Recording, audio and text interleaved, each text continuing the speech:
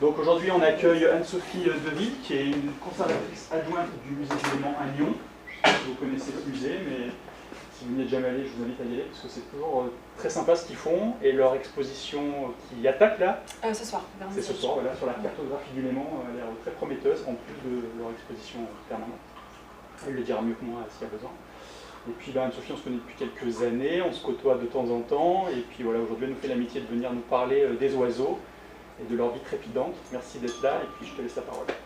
Merci beaucoup Stéphane, merci d'être au rendez-vous ce matin. Alors ça va changer un petit peu, je pense, des conférences habituelles ici, parce que voilà, moi je ne vais pas vous montrer les résultats d'une étude que j'ai faite, il n'y aura pas de graphique sauf un petit.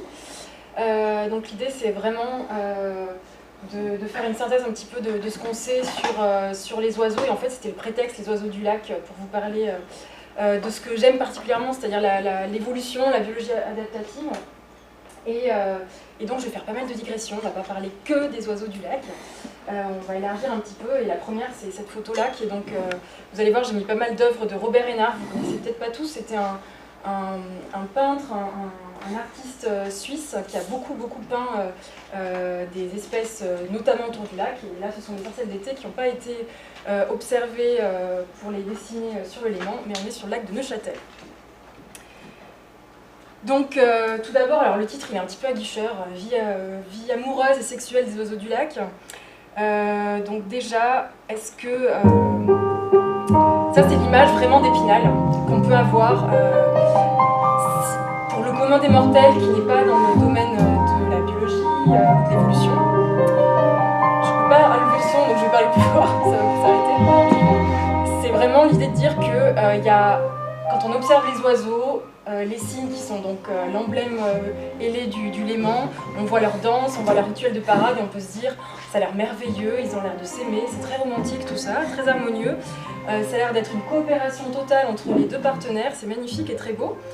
Alors la vraie question, c'est est-ce que vraiment ils coopèrent d'un point de vue biologique? Est-ce qu'on peut se fier à ces apparences? Alors voilà, je parlais du titre un peu aguicheur, vie amoureuse des oiseaux. Est-ce qu'on peut vraiment parler d'amour chez les oiseaux déjà sans faire d'anthropomorphisme? Ou est-ce qu'il n'y a que l'humain qui est capable de sentiments amoureux? En fait, au Moyen-Âge, vraiment, c'est de là que date l'expression être bête. Il y avait vraiment une scission entre la rationalité humaine et l'instinct animal. Donc il était hors de question de penser que les animaux pouvaient être amoureux ou avoir des liens entre eux et être capables d'émotions. Et puis ensuite, il y a eu le XVIIIe siècle avec des penseurs qu'on connaît bien, Rousseau, Voltaire, qui eux se sont dit mais non, en fait, il y a une continuité, on va arrêter avec cette scission, il y a une continuité entre les animaux et l'humain. Donc l'humain n'est pas seul capable d'émotions. Et puis ils ont beaucoup critiqué Descartes qui, lui, parlait d'animal-machine, c'est-à-dire un animal qui instinctivement va répondre à des stimuli sans vraiment les conscientiser. Et alors, petit aparté, en fait, on a mal interprété Descartes. C'est très connu, l'animal-machine de Descartes est très critiqué aujourd'hui. En fait, au départ, il a mis en place cette théorie pour décrire l'organisation et le fonctionnement du corps humain comme une machine. Et après, il a adapté cette théorie à ce qui se passe chez les animaux et on n'a gardé que ça. Mais voilà, on l'a un petit peu mal interprété sur la suite. En tout cas, quand on parle d'amour chez l'espèce humaine, eh bien, ressort d'un point de vue biologique une hormone qui est donc l'ocytocine. Et il se trouve que cette hormone, elle est présente chez tous les mammifères et même sous d'autres formes. C'est pas exactement la même formule moléculaire, mais elle est très ancienne chez énormément d'animaux et elle serait apparue sous sa forme en tout cas primitive il y a 600 à 700 millions d'années. Alors, ceci dit, ce que beaucoup de scientifiques mettent en avant, c'est qu'il faut faire toute la différence entre les sentiments et les émotions. En fait, l'émotion, c'est quelque chose de mesurable via des taux d'hormones. Les animaux et l'humain ont des émotions. Et les sentiments, c'est la représentation qu'on se fait de ces émotions, la représentation mentale. Donc si on est capable de conscientiser les causes et les effets d'une émotion, c'est qu'on a un sentiment et c'est qu'on appartient plutôt à l'espèce humaine. Donc ça peut évoluer avec nos connaissances. Mais voilà, c'est peut-être, pour ne pas faire d'anthropomorphisme, peut-être qu'il faut conserver cette différence, ou peut-être que dans 50 ans ou 100 ans, on pensera aussi que les animaux ont des sentiments. Alors ceci dit, voilà, nous en 2024, on fait attention quand même, enfin les scientifiques font attention au vocabulaire, c'est-à-dire que, par exemple, on peut lire dans un journal grand public l'exemple de l'albatros qui est donc à la mort de son conjoint, l'autre reste fidèle à sa mémoire et souvent se laisse mourir. Donc ça, peut-être que ça peut paraître pour les spécialistes scientifiques de l'albatros un petit peu trop gnangnan, on va dire. Voilà, il y a vraiment un vocabulaire qui est propre à la science où on fait encore attention, c'est-à-dire que par exemple, il y a des viols chez les animaux, puis on en parlera plus tard d'ailleurs pour le cas d'une espèce qui vit sur le Léman, mais on va souvent employer le terme de coercition. Voilà. Donc c'est assez intéressant de voir cette évolution du vocabulaire, cette évolution d'imaginer ce que pensent ou ce que ressentent les animaux en termes d'émotions, de liens amoureux, etc. Mais en gardant quand même, malgré tout, notre spécificité humaine. Donc pour parler des animaux en science, on parle souvent des liens amoureux, on parle souvent de pair bond, donc de liens entre deux individus. Mais vous avez l'exemple là au-dessus où dans la presse plus grand public, eh bien, on va parler sans souci de birds in love, investing in love and affection, voilà. Donc de plus en plus, ça ne pose pas de problème d'accepter que les animaux ont des liens. Alors on va faire un petit focus sur le léman, toujours avec des belles gravures, je tiens à le dire, de Robert Hénard. Donc quel couple forment les oiseaux du lac? Il n'y a pas de données spécifiques stats sur les oiseaux du lac, quel type de couple ils forment, mais on a des données globalement sur les oiseaux dans le monde. Et ça se rejoint à peu près pour ce qui se passe sur les espèces qu'on trouve sur le Léman. Près de 90% des espèces d'oiseaux dans le monde sont monogames. Ils vont avoir un seul partenaire. Et chez les mammifères, pour comparer, il n'y en a que 5%. Attention, quand on parle de monogamie chez les oiseaux, ça veut dire du moins fidèle à un partenaire une saison, pas forcément toute la vie. Il y a aussi de la polygamie, donc soit de la polygynie, c'est-à-dire 9%, donc c'est-à-dire plutôt des femelles, plusieurs femelles pour un mâle, ou de la polyandrie, c'est-à-dire qu'on va avoir une femelle qui va avoir plusieurs mâles, évidemment c'est plus rare. Alors, je vais vous faire un petit peu une classification dans les slides suivantes sur quelles espèces on va mettre dans quelle case, plutôt monogame, plutôt polygame, etc. Mais voilà, ça me dérangeait un petit peu de le faire dans le sens où vraiment c'est notre volonté de vouloir mettre les espèces dans des cases alors qu'il y a des parts de liberté individuelle. Donc statistiquement, je vais vous dire que telle espèce du léman, elle est plutôt monogame, une saison, plutôt monogame à vie, plutôt polygame, mais eh bien, il y a des exceptions, il y a des individus qui vont faire d'autres choix personnels, ce sera dû à l'environnement dans lequel ils ont grandi, il peut y avoir aussi des biais dans l'expérience d'un papier scientifique, les méthodes statistiques sont différentes, etc. En tout cas, ce qu'on peut dire, c'est que globalement, si vous voyez des cygnes tuberculés, comme dans la vidéo en introduction, ils sont en général monogames et toute leur vie, ils vont rester avec le même partenaire. C'est le cas aussi de pas mal de laridés, la sternpierre-garin, goéland, mouette. Et je vous ai mis aussi d'autres espèces pour élargir un petit peu qu'on peut trouver sur les environs du Léman, sur les rives, notamment le pigargue dont on parle récemment avec la réintroduction. Donc en fait, ce dont on s'aperçoit, c'est que les couples monogames et fidèles à vie, c'est souvent des oiseaux qui vivent très longtemps. Donc on verra pourquoi c'est avantageux. Ceci, je vais vous le dire tout de suite, c'est avantageux parce que en fait, si vous vivez longtemps, vous allez acquérir de l'expérience avec votre partenaire. Et si ça a fonctionné, si vous avez réussi à mener à bien votre niché, qui a eu un bon succès de reproduction, eh bien autant rester avec le même plutôt que de tout recommencer. Donc on se connaît bien, ça match, et du coup on reste avec le même partenaire. Et puis il y a aussi beaucoup plus de soins paternels dans ces couples-là. Et le père, en donnant des soins paternels aux petits, il favorise aussi la survie de sa conjointe d'année en année. On a aussi des monogames et fidèles une seule saison, c'est ce qu'on va appeler les monogames en série. Donc c'est des oiseaux qui peuvent vivre moins longtemps que ceux qu'on a vus précédemment. Et donc eux, ils vont changer de partenaire à chaque nouvelle saison de reproduction. Donc là, c'est beaucoup d'anatidés, comme vous le voyez. Aussi, on a les foulques et les grèbes. Donc ça, encore des exemples d'espèces, on s'écarte un petit peu du compartiment purement aquatique, qui sont des monogames en série. Et puis là, ce sont des espèces où la monogamie est inconnue sur le long terme, où c'est optionnel. Voilà, ça va dépendre des individus, ça va dépendre des endroits, de l'environnement, etc., ou des expériences de chaque individu. Donc on a notamment le grand cormoran, la poule d'eau, le canard souchet, je ne sais pas si du coup vous connaissez ce canard qui est un peu la baleine du lac, puisqu'il a un bec assez atypique qui va lui permettre, comme des petits fanons, des petites lamelles, de filtrer l'eau du lac et de récupérer du plancton. Et on a quand même de très rares polygames. Alors ça fait 2 fois, je crois, que je mets le canard colvert. En fait, le colvert, il peut être monogame comme polygame. C'est souvent dû à la densité de mâles. Plus il y a de mâles, plus ça va être de la polygamie. Et puis d'autres espèces qui sont plus discrètes sur les rives, comme le troglodyte ou l'accenteur mouché. Et puis, alors si vous le voyez, vous avez de la chance, il n'est pas tout le temps là, le phalarope à bec étroit. J'ai eu la chance d'en voir en Islande. Eh bien lui, quand il y a beaucoup de mâles, eh bien on peut avoir une femelle qui s'apparie avec plusieurs mâles.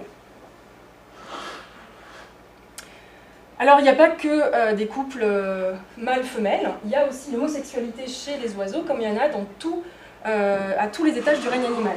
Alors il faut savoir qu'au début, il n'y a pas si longtemps que ça, au final, les scientifiques, quand ils observaient des comportements homosexuels, ils les notaient même pas, ils pensaient que c'était des anomalies. Et du coup, on est passé à côté de pas mal de données. Et aujourd'hui, on a relevé des cas fréquents d'homosexualité chez plus de 1500 espèces, et ce chiffre va évidemment augmenter. Donc c'est pas quelque chose qui est inexistant, loin de là dans la nature. Et également chez les oiseaux. Donc il y a beaucoup d'oiseaux d'eau qui montrent des comportements homosexuels, notamment chez les laridés, les anatidés. Il y a certains papiers qui ont vu que ça pouvait être potentiellement dû à des perturbations environnementales. Chez le colvert, c'est très connu, suivant les populations.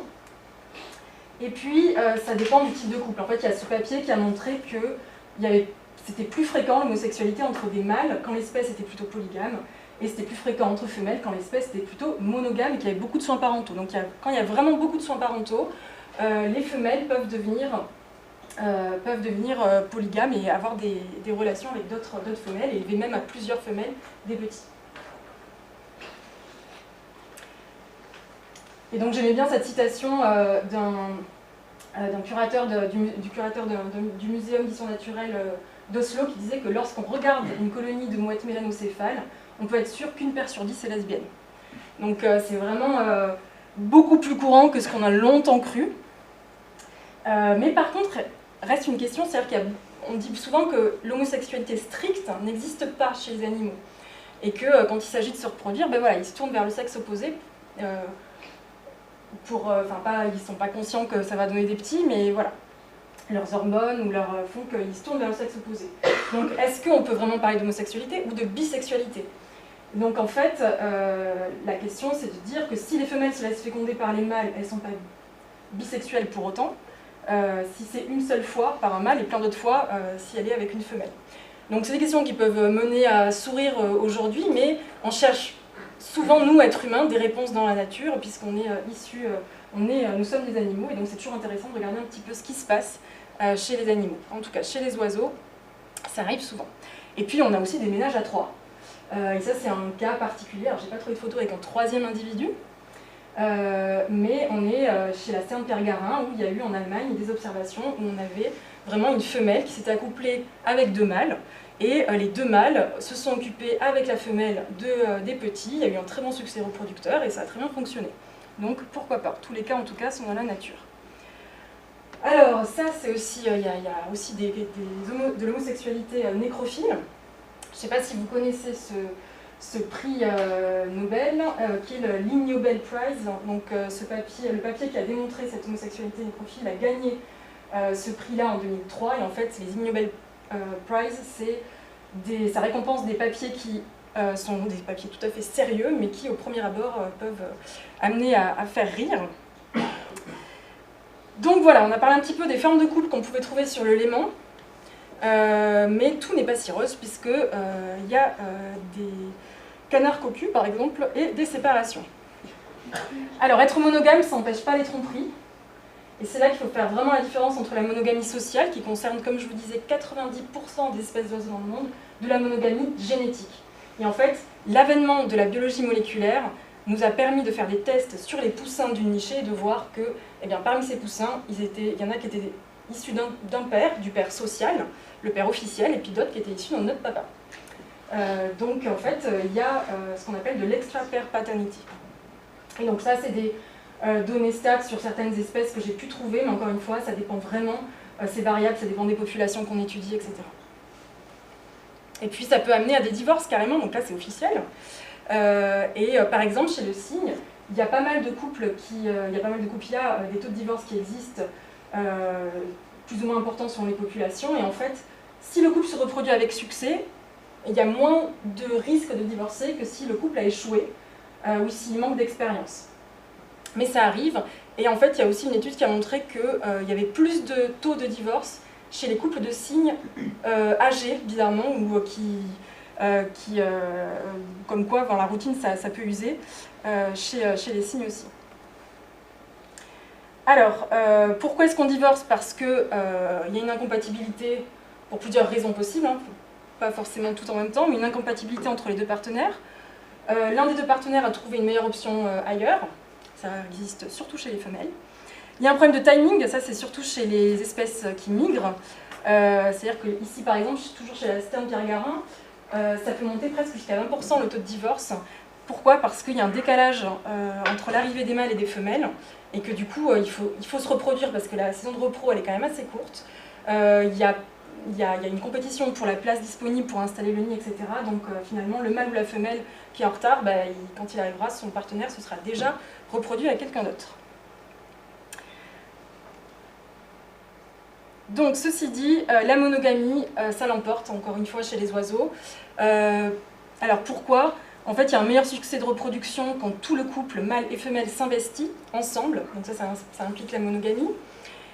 Il se trouve que, contrairement à ce qui se passe chez les mammifères, il y a un temps qui est assez court, finalement, entre la copulation et la ponte, ce qui assure le fait que le mâle est bien le père des œufs, des poussins, même si on a vu qu'il pouvait y avoir des écarts de la part de la femelle. Et puis il y a moins d'investissement. Si on reste avec le même partenaire, on investit un peu moins d'énergie pour séduire plusieurs partenaires à la fois. Donc quelque part, voilà, on met plus d'énergie peut-être dans l'élevage des poussins, la construction du nid, mais on en met moins dans la séduction à chaque fois de plusieurs femelles. Et puis, c'est plus facile, ça rejoint un petit peu ce que j'ai dit auparavant, de s'occuper des jeunes.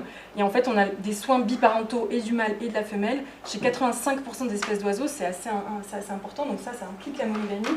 Mais on pense que les soins paternels, c'est une conséquence de la monogamie. Alors, sur les couples coopèrent-ils vraiment? Alors ça, c'est peut-être des notions que vous avez, j'imagine déjà, je parle pour les étudiants.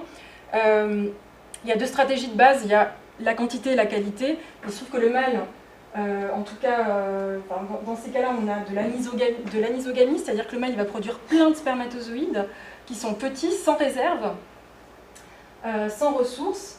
Et puis la femelle, elle va produire peu de gamètes, c'est-à-dire un ovule, qui lui sera qui demande beaucoup d'énergie parce qu'il sera plein de ressources. Donc en fait, le coût de la reproduction n'est pas le même selon qu'on ait un mâle ou qu'on ait une femelle. Et c'est comme si c'était en fait la reproduction, un parasitisme d'un gros œuf par un minuscule spermatozoïde.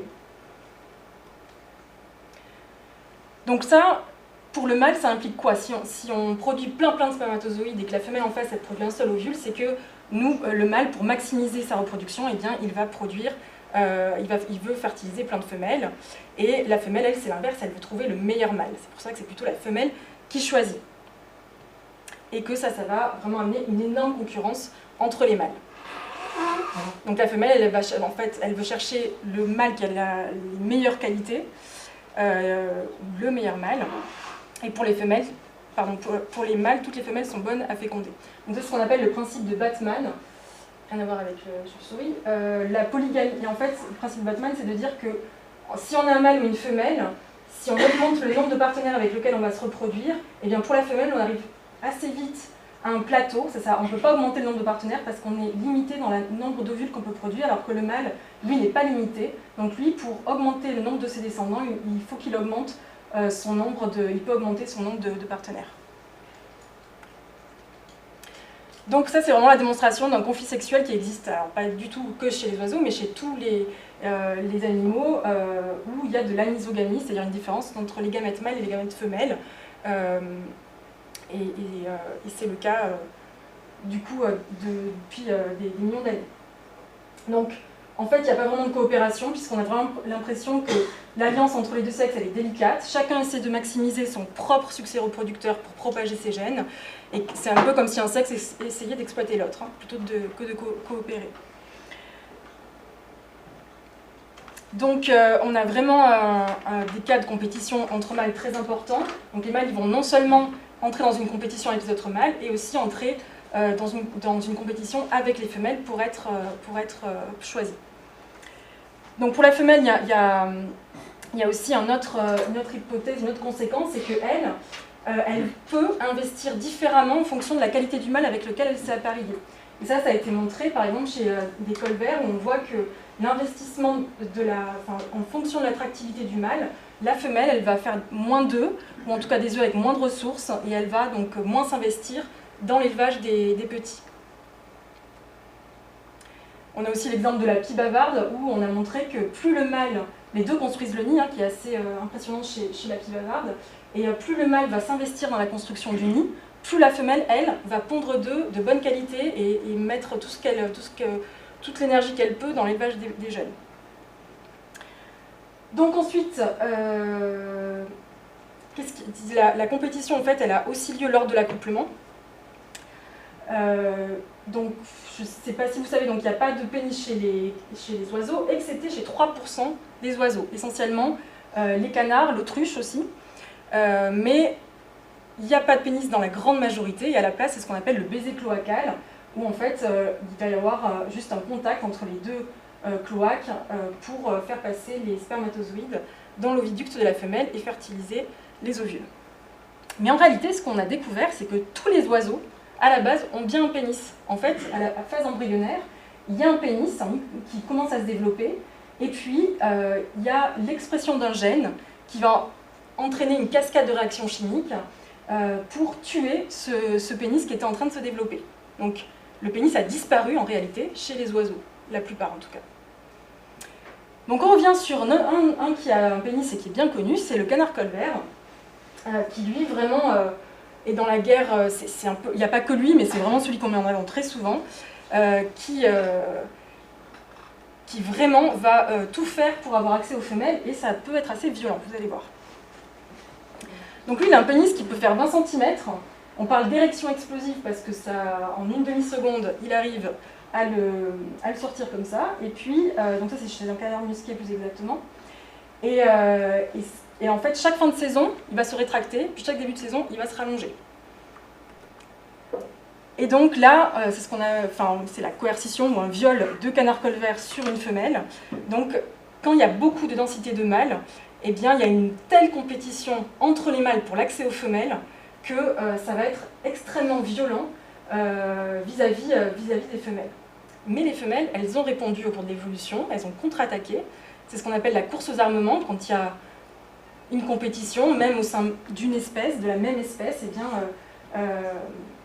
les espèces vont contre-attaquer pour répondre à cette coercition du mâle. En fait, le mâle, il a cette espèce de vis, je vous ai montré ce pénis qui est tout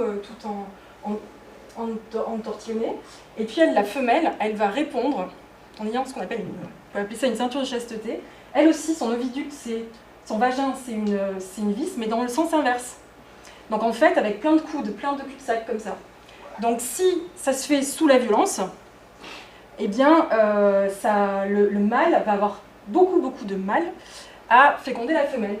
Donc ça lui permet, cette ceinture de chasteté, de contraindre la copulation et de faire qu'elle va plus choisir les mâles avec qui elle acceptera de s'accoupler. Donc c'est vraiment loin d'être une coopération, comme on disait au début, harmonieuse entre les deux partenaires. Et là, ça c'est aussi un autre exemple, chez le balbuzard pêcheur, où il copule des centaines de fois par jour pendant la période brève de réceptivité de la femelle pour être sûr, pour augmenter ses chances que ce sera bien lui le père, et éviter les fertilisations par d'autres mâles avec lesquels il est en compétition. Et il a raison de faire ça parce que ça a été démontré par exemple chez le diamant mandarin, la dernière copulation, elle peut féconder plus de 80% des œufs. Donc les mâles, c'est vraiment chasse gardée sur les femelles quand ils en ont choisi une. Alors on pourrait se demander d'où ça leur vient, cette envie de se reproduire, est-ce qu'ils ne pourraient pas un peu lâcher l'affaire et se détendre ? Alors, Vous avez peut-être entendu parler aussi du circuit de la récompense. En fait, c'est le fait de dire que quand on fait quelque chose qui nous fait plaisir, qu'on mange du chocolat, qu'on se reproduit, eh bien, on va avoir de la dopamine qui va être excrétée dans le cerveau et ça va nous donner envie de recommencer la même activité. Donc, en fait, cette dopamine, ça existe aussi de manière très ancienne chez énormément d'espèces. On ne sait pas le propre de l'homme. Ceci dit, on peut se dire, ok, les oiseaux, je viens de vous dire qu'ils n'avaient pas d'organes sexuels, sauf pour le canard et quelques rares autres espèces. Donc comment est-ce qu'ils peuvent avoir du plaisir à se reproduire? Eh bien en réalité, on ne sait pas tout, hein, il y a exactement sur chacune des espèces, mais le plaisir sexuel des oiseaux n'est pas uniquement, ne se résume pas aux seuls organes sexuels. Il y a aussi d'autres facteurs qui vont faire que les oiseaux, ils vont excréter cette dopamine qui leur donne du plaisir. Donc, par exemple, ici, chez le diamant mandarin, ils sont aperçus que le chant des mâles pouvait faire qu'elles excrétaient de la dopamine en entendant les mâles qu'elles avaient choisis. Donc, elles entendent plusieurs chants, et avec ce mâle-là, le chant de ce mâle-là, elles excrètent de la dopamine, elles en excrètent moins avec le chant du voisin, et donc elles ont envie de s'apparier avec celui-là. Tout simplement parce qu'il y a des zones du cortex auditif qui sont liées à la dopamine. Donc ça, c'est intéressant aussi de sortir un peu notre vision très, très humaine là-dessus. Et puis, il y a la théorie du gène égoïste, qui dit, c'est Richard Dawkins qui a énoncé ça en 1976, qui disait qu'en fait, nous, notre corps, on est en fait une enveloppe pour transporter nos gènes, qui sont l'entité immuable, immortelle, transmissible de génération en génération. Et donc, nous, on est mortels, on est l'enveloppe mortelle de ces gènes, et on va être manipulé par nos gènes pour pouvoir transmettre, avoir les meilleurs comportements possibles pour maximiser nos chances de transmettre ces gènes à la génération suivante. Et donc, on est un peu manipulé par nos gènes, c'est donc la théorie du gène égoïste, avec laquelle il faut faire attention parce qu'il y a aussi l'épigénétique par-dessus, c'est-à-dire qu'on n'est pas un pur produit de nos gènes, on a aussi l'environnement dans lequel on va grandir, qui va faire que ça va changer l'expression de certains gènes. C'est pour ça que même de vrais jumeaux ne sont pas exactement pareils. Alors on va revenir sur des choses un peu plus romantiques maintenant. On est passé sur des trucs très pragmatiques, scientifiques, qui montrent que c'est pas tout joli, tout harmonieux. Donc je vais passer un petit peu rapidement sur certaines slides, mais là vous avez tous en tête l'image du paon mâle qui a cette roue complètement handicapante, très colorée, qui fait qu'il est très visible des prédateurs. Il va avoir du mal à s'échapper s'il est pris en chasse. Mais malgré tout, c'est resté, et ça a traversé les âges de rester comme ça, avec cette queue très handicapante. Et donc ça a donné, et c'est lui-même qui le disait à Darwin, des migraines. Parce que lui, il avait mis au point sa théorie de la sélection naturelle. Et puis, la sélection naturelle, c'était les individus qui ont les meilleurs atouts pour s'adapter à un environnement donné vont être sélectionnés. Mais là, il y a zéro atout, je veux dire, on va perdre la bataille, on est trop visible, on va se faire bouffer, etc. Et donc c'est là où son deuxième bouquin, qui est moins connu, parce que tout le monde cite l'origine des espèces, et bien il y en a un autre qui s'appelle La descendance de l'homme et la filiation de l'homme et la sélection par le sexe, où il rajoute à sa théorie de la sélection naturelle, la sélection sexuelle. Et il se dit, si ça a été maintenu, cette queue encombrante du paon, et bien c'est tout simplement parce que les femelles vont choisir les paons qui sont les plus beaux, les plus colorés, etc. Et alors, petite anecdote qu'on connaît moins, parce qu'on parle souvent des couleurs de la queue du paon. En fait, il va danser aussi, je ne sais pas si vous avez cette image du paon qui fait la roue, il va faire vibrer ses plumes, et en fait, ça va faire comme des cordes de guitare, et ça va se répercuter sur la tête de la femelle. Alors, je n'ai plus la photo. Donc, il n'y a pas que la couleur, il y a aussi le fait que ça va vibrer, faire des vibrations qui vont aussi, comme les cordes d'une guitare, faire un son et exciter la femelle. Donc voilà, apparemment le physique ça compte, même si ça peut être handicapant. Donc je vais vous parler de séduction des oiseaux dans les cas où il y a un dimorphisme sexuel important, le mâle est physiquement différent de la femelle. C'est ce qu'on appelle les caractères sexuels secondaires. Déjà, est-ce qu'on peut faire un lien entre le mode d'appariement, si c'est un couple monogame ou polygame, et le fait que le mâle et la femelle se ressemblent ou pas. Et là, visiblement, on a des couples qui sont monogames et fidèles à vie, Et ça correspond à 50% environ des oiseaux hein, qui se ressemblent, le mâle et femelle se ressemblent. Et en fait, les espèces où le mâle et la femelle sont semblables, eh bien, le plus souvent, ils sont monogames et fidèles à vie. Alors que ceux qui sont monogames une seule saison ou polygames, eh bien, il y a une différence physique entre le mâle et la femelle la plupart du temps. Donc, je reviens à comment les oiseaux du lac se séduisent. Quand il y a une forte différence entre mâle et femelle, autrement dit, pour la femelle, ça va être comment vais-je trouver le meilleur partenaire. Pour le mâle, ça va être comment trouver un max de partenaires. Alors, il y a plusieurs possibilités, et une seule espèce peut avoir plusieurs possibilités à la fois. Il peut être coloré. Là, vous voyez une énorme différence dans la couleur du bec de ces colverts. Et en fait, la couleur du bec, elle a pour origine des caroténoïdes qu'ils trouvent dans la nourriture, qui vont donc colorer en orangé le bec. Et ces caroténoïdes sont des antioxydants qui sont d'abord utilisés par le système immunitaire. Et donc ça veut dire qu'un canard qui est très très rose, ça veut dire que son système immunitaire n'a pas eu besoin tant que ça de caroténoïdes, donc il est en bonne santé. Dès qu'il est attaqué par un parasite, qu'il est malade, en fait, il va allouer les caroténoïdes de son alimentation au système immunitaire et la couleur de son bec ne sera plus autant orange. Donc la femelle, elle arrive à savoir, grâce à la couleur du bec, si ça vaut le coup de se reproduire avec cet individu-là parce qu'il est en bonne santé. On a la même chose aussi avec la flèche bleue, le martin-pêcheur, qui lui a le bas de la mandibule inférieure qui est rouge-orange aussi, et les plumes. Alors il n'y a pas que ça, je vous ai dit, il n'y a pas que le bec. Ici, c'est des images qui montrent qu'en pleine saison de repros, les colverts, donc là il se fait tout beau, il se lisse les plumes, et puis il a surtout des plumes très irisées qui vont changer de couleur en fonction de l'orientation de la lumière. Donc ça c'est fort quand même, une même plume, elle va passer du bleu au vert, au violet, tout simplement parce que ces plumes-là, c'est pas du tout dû à des caroténoïdes, donc à des choses qu'ils vont trouver dans leur nourriture à l'extérieur, mais c'est intrinsèque, c'est-à-dire que les plumes, c'est un enchevêtrement à l'échelle microscopique comme des mycados qui vont renvoyer la lumière du soleil différemment en fonction de l'angle. Et donc ça, les femelles adorent. Parce que c'est aussi difficile à produire. C'est aussi un investissement et d'énergie pour le mâle d'avoir un beau plumage. Alors d'autant plus quand on sait que nous, ce qu'on voit, c'est pas du tout ce que les oiseaux voient. Donc imaginez, ici on a un ménate, les oiseaux voient dans les ultraviolets, ce qui n'est pas notre cas. Donc eux, ils voient ça. Donc pour les colverts, pour plein d'oiseaux, même sur le lac, ils voient des couleurs encore plus flamboyantes que nous, on ignore et ça peut nous paraître très foncé. Donc il y a aussi des cas de séduction entre individus, même quand il n'y a pas vraiment de différence entre le mâle et la femelle. Par exemple, ici, on a la mouette, j'ai le nom en anglais, mais c'est la plus commune. C'est pas la mélanocéphale, c'est la mouette rieuse. Et en fait, il y a de plus en plus d'études qui montrent le rôle de la mélanine chez du noir, de la couleur noire, qui a très peu été regardée avant, parce qu'on regardait que les couleurs flamboyantes des oiseaux. Et en fait, la mélanine aussi, elle a un rôle, elle peut indiquer la qualité d'un individu. Donc chez les mouettes, le mâle et la femelle se ressemblent, mais pendant la saison de repros, ils vont arborer cette tête couleur brune, noire. Et en fait, plus le masque sera étendu et plus il sera foncé, plus ça dira de cet individu qu'il est en bonne santé. Et en fait, on a trouvé un lien entre l'étendue du noir et l'intensité du noir et l'hémoglobine. Il y a un meilleur taux d'hémoglobine. Donc ils sont en meilleure santé et ils sont aussi moins stressés. Donc encore plus de raisons de les choisir.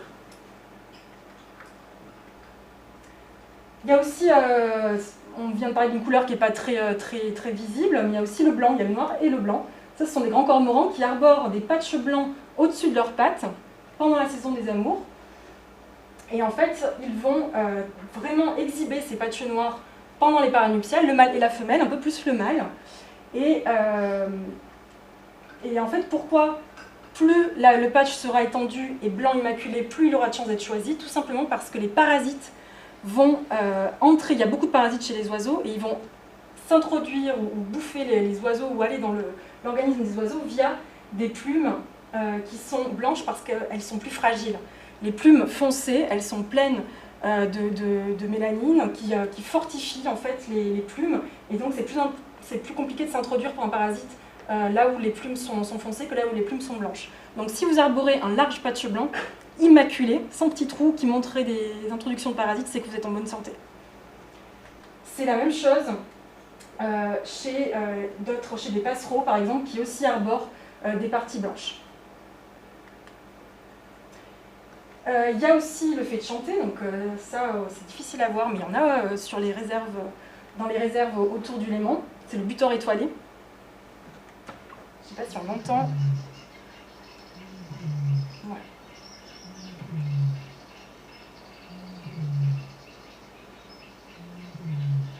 Donc ça ressemble à une corne de brume, et ça les femelles adorent.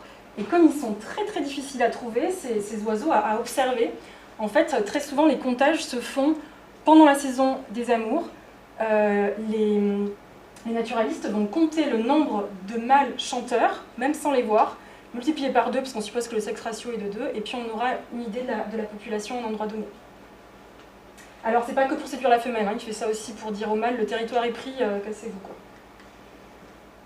Il y a aussi le fait de faire des offrandes. Alors ça arrive chez le martin pêcheur, chez des laridés, toujours notre sterne Pierre Garin, et puis chez le cincle plongeur que vous connaissez peut-être, qui, je fais aussi des digressions, hein, on n'est pas exactement sur le Léman, mais il est super chouette, c'est le seul passereau qui est capable de plonger et de marcher sous l'eau.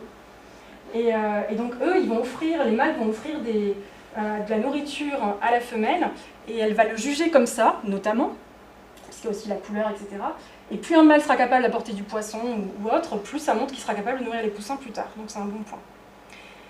Et puis bien sûr, il y a le fait de danser. Puis là, ça va être juste un petit moment où je vais vous montrer des images de grèbe huppée qui ont été filmées dans un port en Suisse. Et là, donc le couple, vraiment, c'est très facile à observer si jamais ça démarre en février, mars, avril, selon les mai. Et c'est absolument magnifique.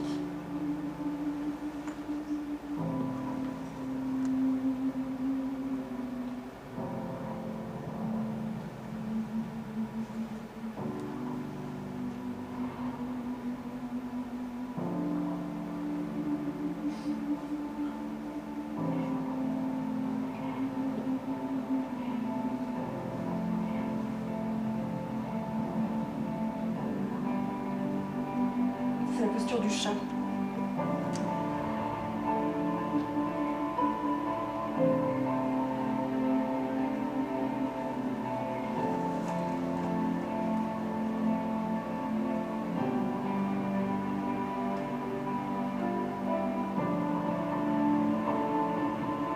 Donc là, ils amènent des matériaux pour la construction du nid. Ça aussi, c'est une valeur de bonne indication sur la qualité des individus.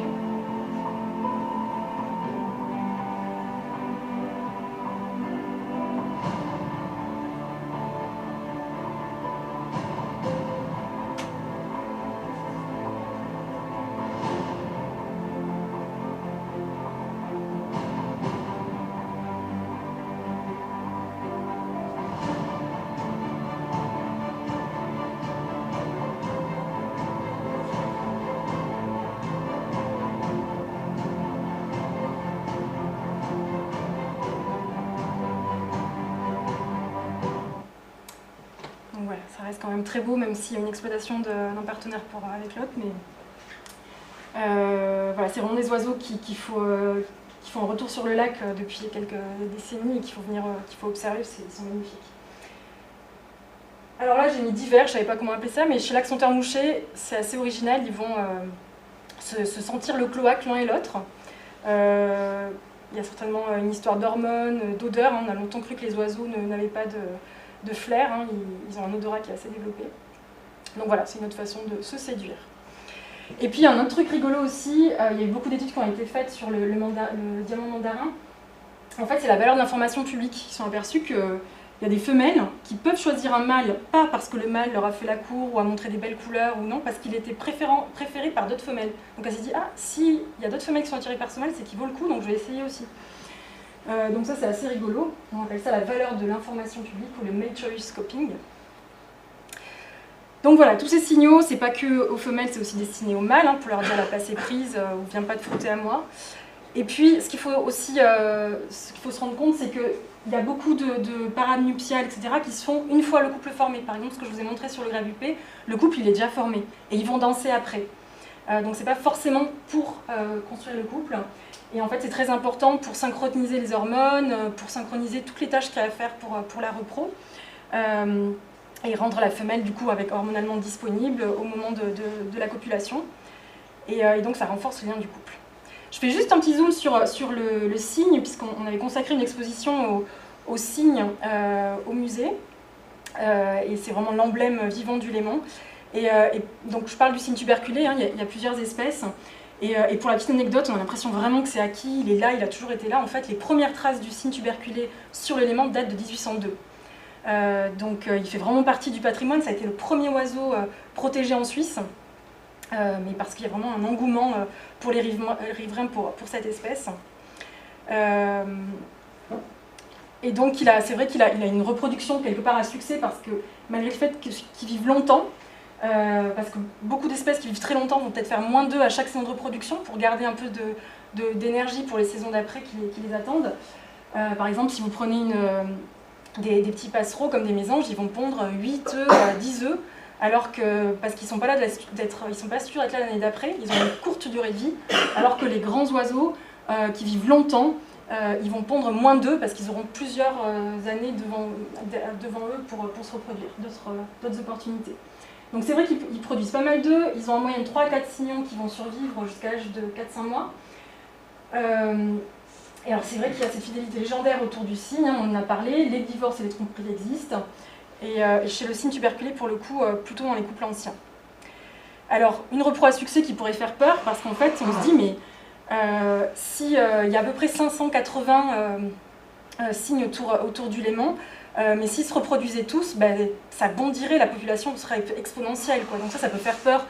Pas que dans le cas du cygne, parce qu'il ne pose pas de problème, hein, il ne mange pas de moutons ou il ne mange pas de poissons, donc ça nous inquiète moins, mais on pourrait se dire, mais la population, elle va croître de manière exponentielle. En fait, il n'y a aucune espèce qui croît de manière exponentielle parce qu'il y a des limites en termes de ressources, en termes de partenaires, et ici, pour le coup, autour du Léman et pour le cygne, il y a des limites en termes de territoire. Un cygne, en moyenne, même si c'est variable, il lui faut 1 km² de rive, un couple de cygnes. C'est assez territorial, il lui faut 1 km de rive. Donc il y a énormément de cygnes célibataires au final autour du Léman, et la population ne va pas exploser. Parce qu'il y a une époque, je dis ça avait motivé le canton de Vaud à stériliser les œufs. Je crois que c'est dans les années 70 ou 80. Alors petite conclusion, je reviens à cette slide du début. Donc est-ce qu'ils coopèrent vraiment? Alors oui et non. Il y a quand même des liens, il y a quand même amoureux, vous appelez ça comme vous voulez. Mais au niveau d'un point de vue biologie évolutive, il y a quand même une exploitation d'un individu pour l'autre dans le but de transmettre ses gènes de la meilleure façon possible. Et c'est là où il y a un conflit entre le mâle et la femelle. Donc on pourrait dire encore mille et une choses. Mais il y a cette vision peut-être qui est ancrée pour le grand public de cette dichotomie qui date de Darwin, de femelle timide, un peu réservée, un peu discrète, pas très colorée, et en face un mâle ardent très coloré qui va lui faire la cour. Bon, évidemment, ça a un peu évolué, mais ça a quand même pas mal influencé le choix des études. On s'est beaucoup attaché à regarder les mâles, comment ils séduisaient, et on s'est moins attaché à regarder ce que faisaient les femelles. Et en fait, on s'aperçoit que les femelles aussi, elles chantent chez certaines espèces, et que ça peut aussi être une indication finalement pour le mâle. Et en fait, c'est plus un continuum qu'une scission vraiment entre le mâle qui va séduire, la femelle qui choisit. Voilà, c'est pas aussi simple que ça, et globalement c'est comme ça, mais il y a des petites, il faut être nuancé, et il y a des petites nuances et d'autres éléments. En tout cas, tous les cas sont dans la nature, l'évolution elle continue. Pourquoi? Parce que ce qui se passe aujourd'hui, dans des centaines de millions d'années, ou peut-être même avant, ça va évoluer, puisque vraiment la sélection sexuelle c'est un moteur de l'évolution qui est très important. En tout cas, cette vision qu'on a romancée du couple de cygnes ou des oiseaux qui paradent, etc., elle a vraiment inspiré notre culture. Et puis je continue avec mon histoire de cygne. Voilà, on a vraiment cette vision du cygne romantique qui a inspiré le lac des cygnes évidemment, mais aussi quelques objets kitsch que vous pouvez trouver chez vos grands-mères peut-être.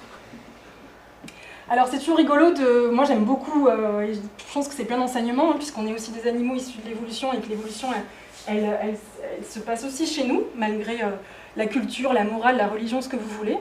On est influencé par tout ça. Et donc chez l'espèce humaine, il y a à peu près 2 tiers des cultures qui seraient polygames.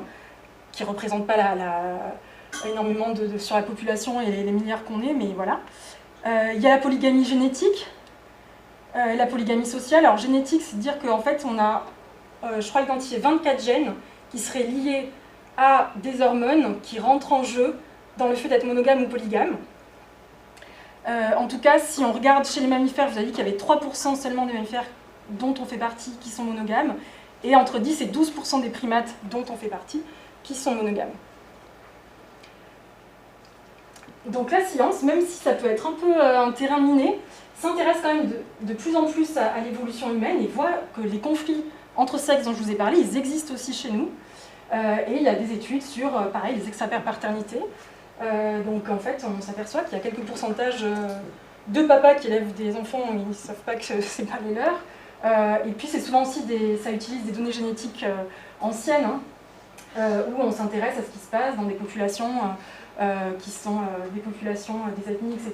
Puis on voit vraiment que tout ce que je vous ai dit là en évolution d'une manière générale, eh bien, on peut aussi l'appliquer dans une certaine mesure chez l'humain, et que ce conflit sexuel existe aussi chez les hommes, chez l'espèce humaine. Et là, c'était une petite donnée rigolote.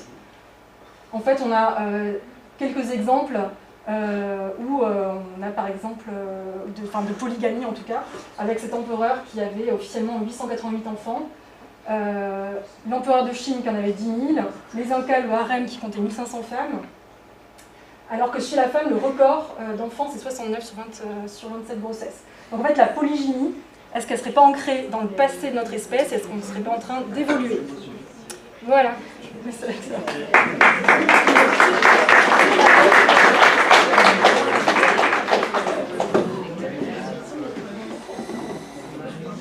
Merci Anthony, c'était brillant.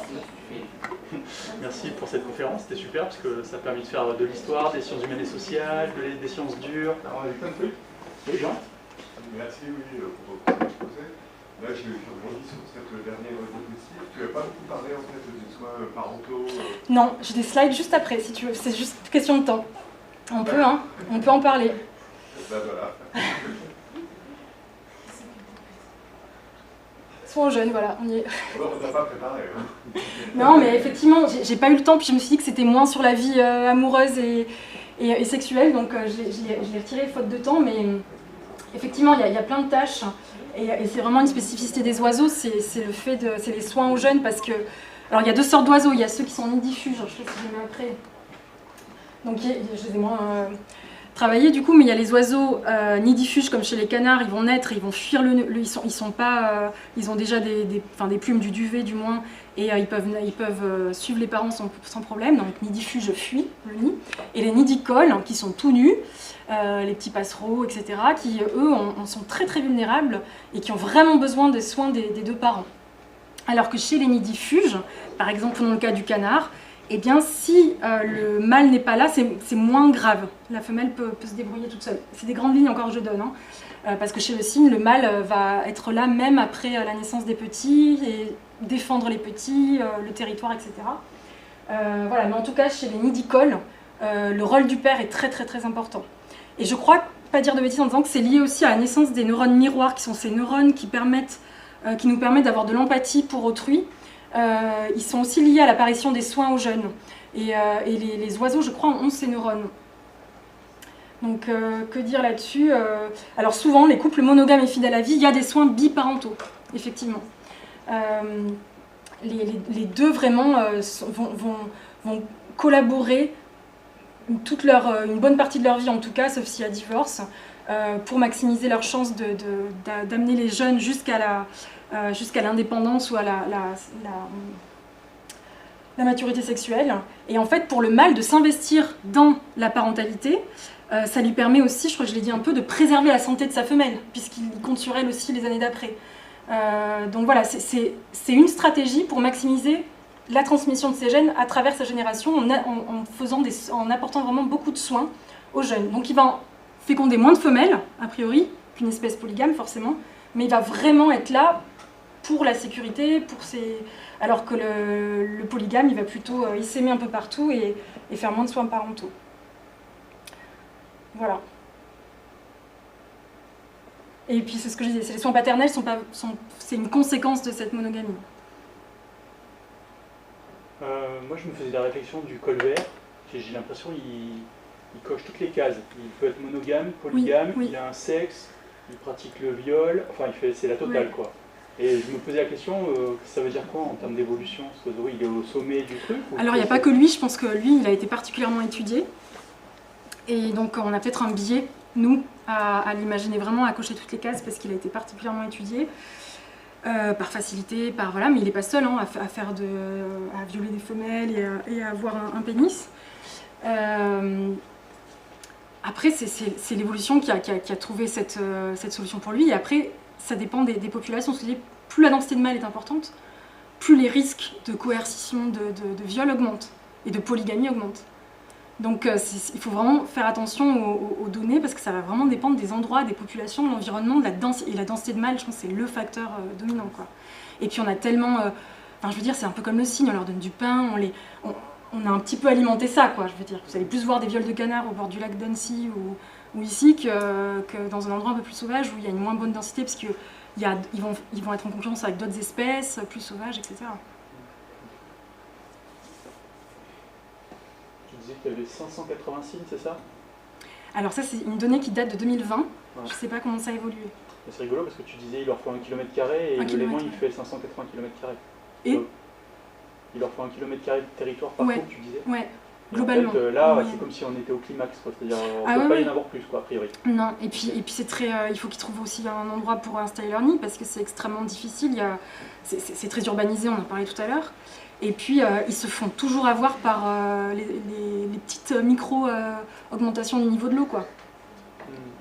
Ouais. Dans son moins de signes.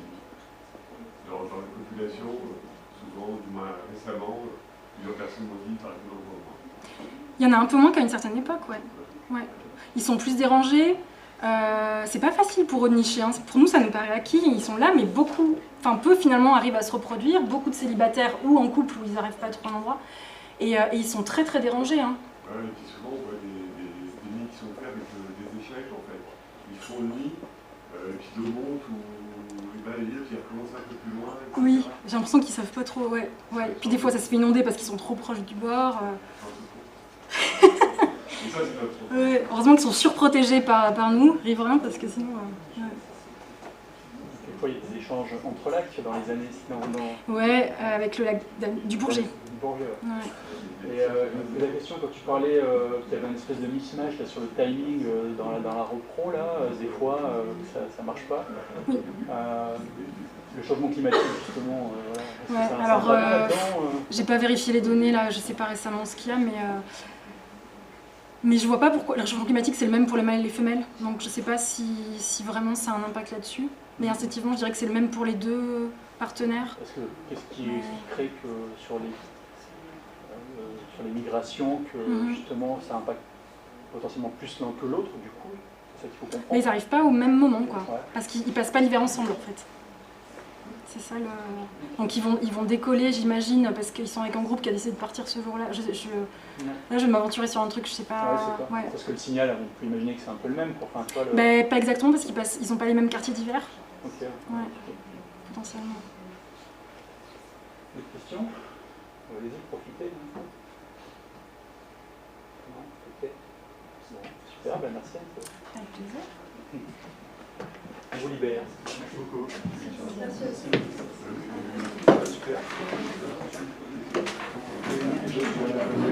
Ah oui, ici, la femelle carrément. Je pensais que c'était un peu au bord. Ils sont plus à l'aise dans l'eau. Et les flamands aussi, ça paraît. Les flamands, c'est dans l'eau et puis la femelle, elle pisse du nez. Mais c'est comme les grecs, c'est polyceps en sein, au niveau des fesses. En fait, donc c'est l'extrême, c'est un peu l'extrême, c'est pareil plutôt bien. Ils sont pas à l'aise sur la terre. En vrai, les colverts, c'est une question de poids. Ouais, alors je sais pas.